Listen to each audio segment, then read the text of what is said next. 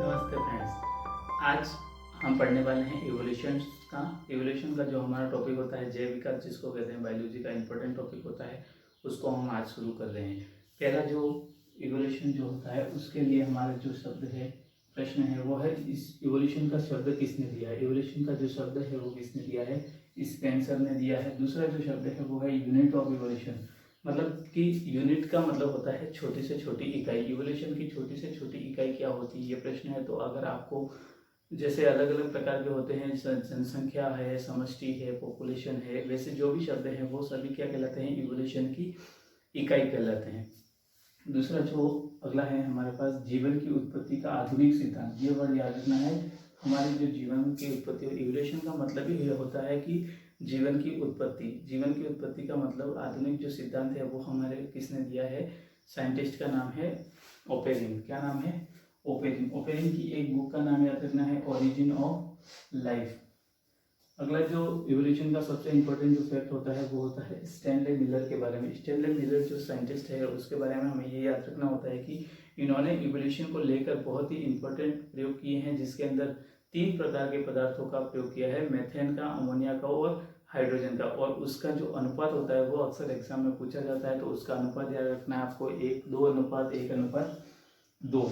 जो अमोनिया का अनुपात है वो अगर आप याद रखेंगे तो आपको ये और ये याद रखने की आवश्यकता नहीं। और जैसे होता है वो कितने नंबर पे आता है, 1 नंबर पे आता है, इसलिए आप याद रख सकते हैं कि अमोनिया का कितना अनुपात है, 1 अनुपात है। इसी तरीके से जैसे अभी तक आप सोच रहे होंगे कि इवोल्यूशन का टॉपिक बहुत ही हार्ड होता है, ऐसा होता है, लेकिन आपको केवल जो इम्पोर्टेंट प्रश्न होते हैं वही पढ़ने होते हैं, जिसके अंदर मैंने अभी आपको बताया कि जो इवोल्यूशन का वर्ड होता है वो किसने दिया है, स्पेंसर ने दिया है। दूसरा जो शब्द बताया मैंने, इवोल्यूशन का जो इकाई होती है, यूनिट होती है, वो क्या कहलाती है, तो वो कहलाती है समष्टि या पॉपुलेशन। आप ये मान के चलिए कि इस वीडियो के बाहर अगर आपको एक भी प्रश्न अगर एग्जाम में देखने को मिल जाएगा, ऐसा पॉसिबल नहीं है। भले आप यही कंटेंट 2-2 घंटे के या 1-1 घंटे का वीडियो देखकर कहीं और भी भटकना चाहे तो भटक सकते हैं, लेकिन मेरा उद्देश्य केवल ये है कि कम समय के अंदर आपको सही और सटीक जानकारी दी जाए। तीसरा जो मैंने अभी आपको बताया, इवोल्यूशन का या विकास का आधुनिक जो सिद्धांत होता है वो किसने दिया है, तो ओपेरिन ने दिया है। ओपेरिन की एक बुक का नाम याद रखना है आपको। ओपेरिन की एक जो बुक है वो है ओरिजिन ऑफ लाइफ। अंतिम जो मैंने अभी इस स्लाइड पे बताया आपको कि ओपेरिन के बाद में जो स्टैनले मिलर है वो बहुत ही इंपॉर्टेंट साइंटिस्ट होता है, जिसने इवोल्यूशन के बारे में बहुत सारे अध्ययन किए। और सबसे मुख्य अध्ययन इसका जो रहा वो 3 पदार्थों के बारे में रहा है।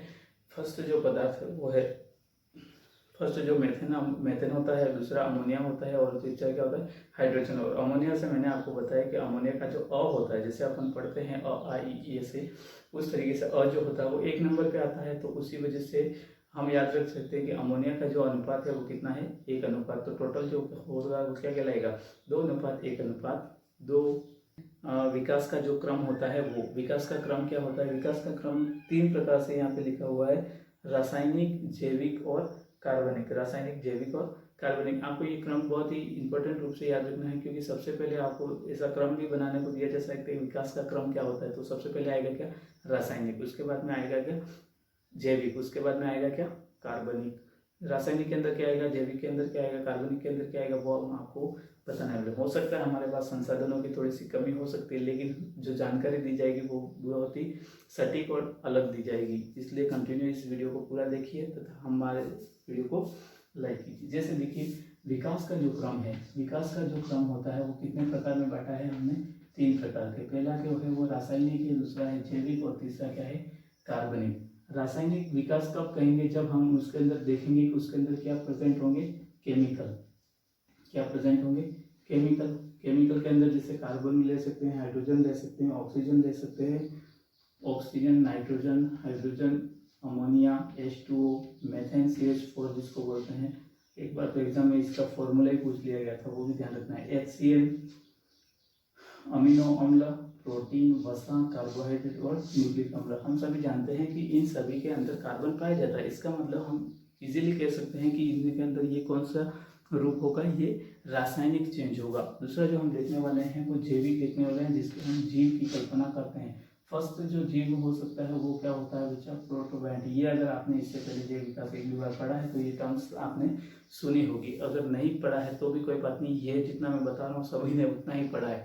इसलिए आपको केवल इतना ध्यान रखना है कि सबसे जो जैविक विकास की प्रायोरिटी में जो फर्स्ट होता है वो कौन होता है, प्रोटोबायंट। प्रोटोबायंट की सबसे सिंपलेस्ट इकाई जो एक शब्द आपने और सुना होगा, कोआ सर्वेंट। कोआ सर्वेंट ये जो होता है वो प्रोटोबायंट की क्या होती है, सबसे छोटी इकाई। इसके बाद आता है यूबायोंट, इसके बाद आता है प्रोकैरियोट्स, और लास्ट में जो आता है वो हमारे जैविक के अंदर क्या आता है, यूकैरियोट्स। यूकैरियोट्स की क्या विशेषता होती है, ये सिंपल से किसकी ओर वृद्धि करते हैं, कॉम्प्लेक्स की ओर। सबसे पहले सिंपलेस्ट जीव होते हैं जो बाद में जाके क्या बनते हैं, कॉम्प्लेक्स जीव। अगला हम देखने वाले हैं कौन सा, कार्बनिक विकास। कार्बनिक विकास कैसे हुआ है, सबसे पहले इसके अंदर देखिए ये और ये लाइन दोनों एक ही है, लेकिन इसके बीच में जो चेंज हो रहा है सिंपल से कॉम्प्लेक्स के बीच में, वो याद रखना हमको कैसा परिवर्तन है, क्रमिक परिवर्तन है। और एक दो साल में नहीं होता है, ये कितना टाइम लेता है, लाखों वर्ष। जटिल जीवों का निर्माण सरल जीवों से लाखों वर्षों में क्रमिक परिवर्तन से होता है, तो इसको क्या बोलते हैं हम, कार्बनिक विकास। इसके प्रमाण हम कैसे कह सकते हैं कि कार्बनिक विकास सही बात है, यहाँ पे लाखों वर्षों में हुआ है या क्रमिक हुआ है। उसके कुछ प्रमाण है जिसके अंदर हमने नाम सुना है, जीवाश्म के अंदर। दूसरा जो है अवशेषीय अंग पढ़ते हैं हम, समझात और समृद्धि अंग पढ़ते हैं, और अंतिम को पढ़ते हैं, और क्या पढ़ते हैं, सृज कड़ी। ये अपने आप में एक बहुत ही विस्तृत टॉपिक है जिसको हम इस छोटे से वीडियो में आपको नहीं बता सकते, और ये अगर आप सेल्फ जानते हैं तो ठीक है, नहीं तो आगे के वीडियो में हम इसको बताने की कोशिश करें। लेकिन हम मोटा मोटा आपको ये बता रहे हैं कि विकास की जो गाइडलाइन होती है या विकास को किस तरीके से एक बार में कंप्लीट किया जा सकता है, समझा जा सकता है। आगे हम पढ़ने वाले हैं विकास के जो सिद्धांत। अभी तक हमने जो दो टॉपिक पढ़ दिए हैं, उसके बाद हम तीसरी जो स्लाइड देखने वाले वो है विकास के सिद्धांत के बारे में। विकास के मुख्य आप अलग अलग पढ़ेंगे, आपको बहुत सारी गाइडें या बहुत सारे यूट्यूब चैनल्स जो हैं वहाँ पे बेमतलब की थ्योरी बताई जाती है। हम किसी कंपटीशन की तैयारी कर रहे हैं, हम किसी सेमेस्टर या उस तरीके से एकेडमिक तैयारी नहीं कर रहे हैं, इसलिए आपको केवल वो की पॉइंट याद रखने हैं जो हमारी एग्जाम के लिए इम्पोर्टेंट है। यहाँ पे मैंने 4 सिद्धांत लिखे हैं जो आपको नाम भी सुने होंगे, लेमार्कवाद, नव लेमार्कवाद, डार्विन और नव डार्विन। अब इन तीनों के जो की पॉइंट है वो मैं आपको बताने वाला हूँ। जैसे लेमार्कवाद, पहला जो सिद्धांत है हमारा पास कौन सा है, लेमार्कवाद। लेमार्कवाद क्या कहता है, उपार्जित लक्षणों की वंशागति। अगर आपके पास ये टर्म्स आती है उपार्जित लक्षणों की वंशागति का सिद्धांत किसने दिया, तो आपको सीधा सा क्या बताना है, लेमार्कवाद। दूसरा अगर बात करें नव लेमार्कवाद, लेमार्कवाद और नव लेमार्कवाद में क्या अंतर है, तो आपको याद रखना है, यहाँ पे ऐड किया है इसने वातावरण। क्या ऐड किया है, वातावरण। वातावरण द्वारा उपार्जित लक्षणों की वंशागति क्या कहलाता है, नव लेमार्कवाद। क्या याद रखेंगे, लेमार्कवाद उपार्जित लक्षणों की वंशागति, और नव लेमार्कवाद वातावरण द्वारा उपार्जित लक्षणों की वंशागति। जैसे हम अलग अलग प्रकार के वातावरण में रहेंगे तो वहाँ पे जो लक्षण होंगे वो उस वातावरण के अनुसार होते हैं, इसी की जो जनरेशन बनती है वो भी उस वातावरण के अनुकूल ही बनती है। इसके लिए बहुत सारी थ्योरी हैं जो अपन पढ़ सकते हैं पढ़ने को। जैसे अपन माना कि अभी आज यहाँ रह रहे हैं, अगर अपन कुछ समय के लिए अफ्रीका या किसी और यूरोपियन कंट्री में चले जाते हैं तो हम देखते हैं कि हमारे अंदर शारीरिक और जो बाहरी लक्षण है उनमें क्या आ जाता है, परिवर्तन आ जाता है। तो इसी परिवर्तन को अगर हम वहीं पे बस जाएंगे तो वो क्या हो जाएंगे, जेनेटिकली आगे बढ़ जाएंगे। तो यही होता है वातावरण द्वारा उपार्जित लक्षणों की वंशागति।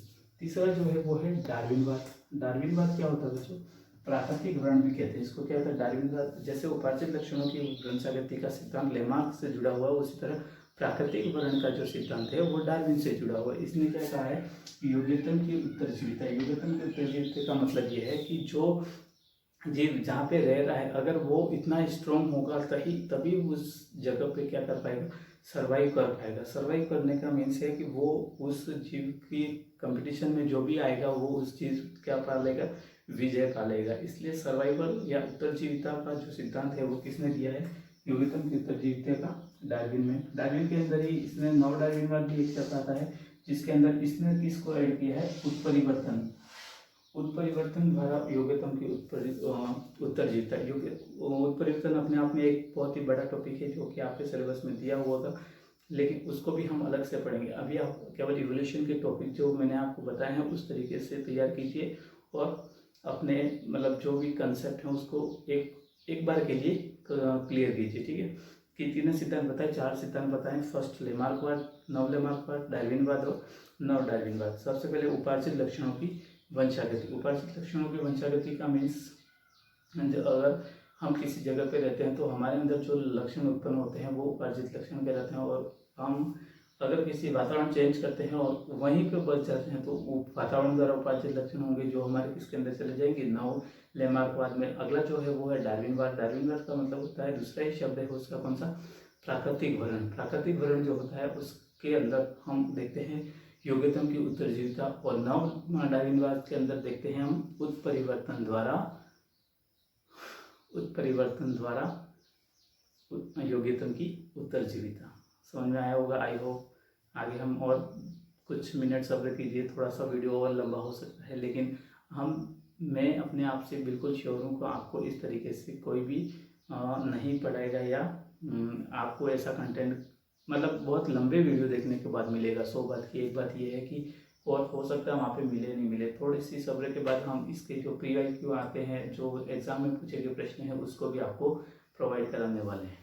वो हमारा है बुक्स को लेकर, जो इस टॉपिक के अंदर इंपॉर्टेंट बुक्स होती हैं उसको मैंने एक साथ आपको लिखा है यहाँ पे। आप इसको देखकर केवल और केवल इतनी बुकें याद रखें तभी आपका काम बन जाएगा। जैसे अभी एक आपने पढ़ी है origin of life. Origin of life book किसकी है? तो आपको याद रखना है किसकी है, ओपेरिन की है। लाइफ याद रखना है और लाइफ के साथ में याद रखना है क्या, ओपेरिन।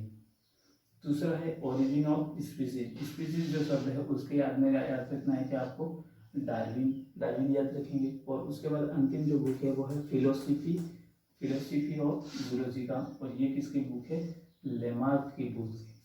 अब आप 3 बुकें हैं, origin of life, origin of species और जूलॉजी का फिलोसफी ऑफ जूलॉजी का। फिलोसफी ऑफ जूलॉजी का जो है वो लेमार्क की आप अलग से याद कर सकते हैं, लेकिन जो ओरिजिन ऑफ लाइफ और ओरिजिन ऑफ स्पीसीज दोनों में आप मिक्स हो जाएंगे, इसलिए आप अपने हिसाब से जैसे याद कर सकते हैं। ओरिजिनल लाइफ ओपेरिन और स्पीसीज डार्विन।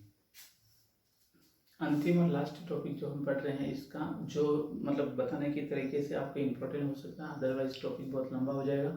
जो हम मानव देखते हैं, मानव का जो जैव विकास है वो कैसे हुआ ये हम पढ़ सकते हैं। मानव का जैव विकास में हम अभी आज की जो स्पीसीज देख रहे हैं उसका नाम क्या है, होमोसेपियंस। लेकिन होमोसेपियंस का विकास उससे पहले किस किस प्रकार की प्रजातियों से हुआ है या किस किस तरीके से हुआ है उसको हम आप देखने वाले हैं, ठीक है।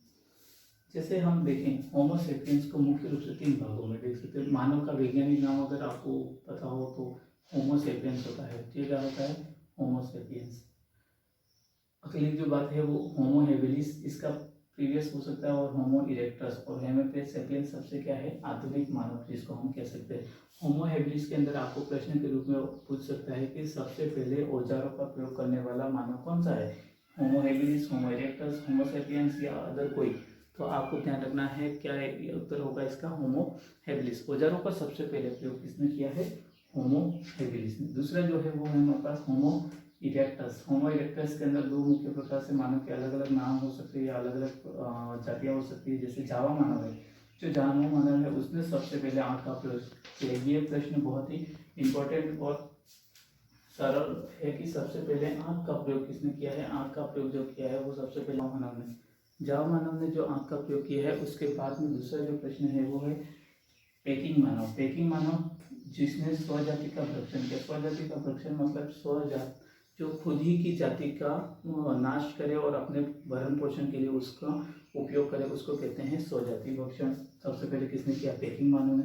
अगला जो है सबसे आधुनिक मानव जिसको हम कहते हैं होमो सेपियंस, जिसके अंदर निएंडरथल, क्रो-मैग्नन और होमो सेपियंस। निएंडरथल की मुख्य विशेषता क्या है, आत्मा की अमरता। मतलब हम कह सकते हैं कि यहाँ पे धार्मिक था। ये जो मानव था निएंडरथल का वो कैसा था, धार्मिक मानव था। धार्मिक मानव का मीन्स है वो अपनी आत्मा की अमरता में क्या करता था, भरोसा करता था। दूसरा जो है वो क्रो-मैग्नन है। क्रो-मैग्नन जिसको हम पेंटिंग और जंतु पालन के लिए भी जानते हैं। पेंटिंग सबसे पहले पेंटिंग किसने की तो आपको ये याद रखना है, और जंतु पालन का कार्य किसने किया तो सबसे होमो सेपियंस के बारे में सबसे मुख्य बात क्या याद रखनी है आपको, सबसे पहले कृषि का कार्य किसने किया तो होमो सेपियंस ने। इतनी सी बात समझ में आएगी। जैव विकास कंप्लीट हो गया है मेरे हिसाब से नहीं, मतलब आप अपने किसी भी जगह से आपने कंटेंट पढ़ा हो, इन चीज़ों के अलावा आपने कहीं भी कुछ भी नहीं पढ़ा होगा, ये मेरा दावा है। इसलिए हम निश्चित रूप से अब मैं जो आपको प्रश्न उत्तर कराने वाला हूँ उसको थोड़ा सा दिमाग के साथ देखिए। और अंत पहला जो प्रश्न आप देख रहे हैं वो है, डार्विन का प्राकृतिक वर्णनवाद का नियम किस पर आधारित है। डार्विन का प्राकृतिक वर्णन सिद्धांत किस पर आधारित है? आप सीधा सा उत्तर दे सकते हैं, जीव जातियों के प्रचुर संतानोत्पत्ति और जीव संघर्ष और योग्यता। हमने पढ़ा था योग्यतम के उत्तर की जीविता, किसका प्रश्न है?